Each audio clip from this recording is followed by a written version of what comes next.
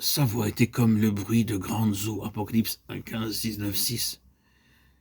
Ésaïe 30, 21 dit « Tes oreilles entendront derrière toi la voix. » Dans 1 Roi 19, 12, 19, Dieu parle à la fois dans un murmure doux et léger et avec une voix tonnante. Ses mains tenaient cette étoile. Le Seigneur tient les églises dans ses mains. Il n'envoie pas toujours ses anges pour parler à ses serviteurs. Le Seigneur peut envoyer des anges pour notre protection, comme nous le voyons dans Josué 5, 13, 15. Dans Genèse 2, 32, les anges de Dieu rencontrèrent Jacob.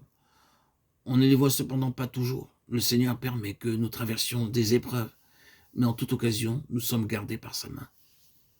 Dans Hébreux 4, 12, la parole de Dieu est comparée à une épée aiguë à deux tranchants. C'est par la parole de Dieu que nous triomphons du diable, comme nous le voyons dans Éphésiens 6, 17, aussi bien que dans Matthieu 4, 3, 7, 10.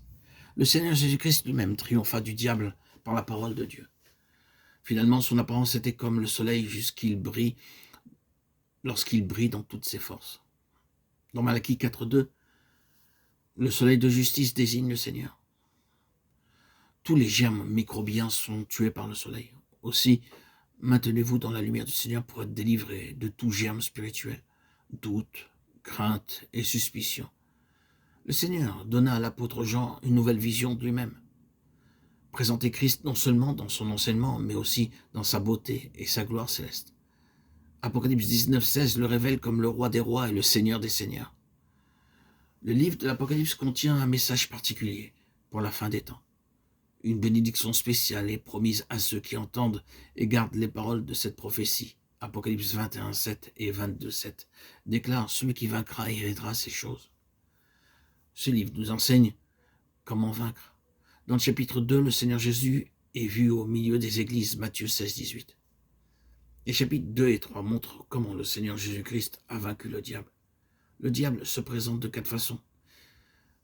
1 Pierre 5, 8 comme un lion rugissant. Acte 20, 29 comme un loup dévorant apportant un faux enseignement ainsi que des conflits dans le peuple de Dieu. 2 Corinthiens 11, 14 comme un ange de lumière. Ésaïe 50, 19 comme un fleuve. Le message de ce livre peut être divisé en 7 parties. Chaque partie représente une période de l'histoire. Il y a en tout 7 messages. Chaque message est subdivisé en 7 parties. 7 noms sont donnés au Seigneur Jésus-Christ. Et par ces noms, il se fait connaître aux 7 églises. Dans chaque église ou période, c'est la connaissance de sa personne et la manière dont il se présente qui permettent aux vainqueurs de vaincre.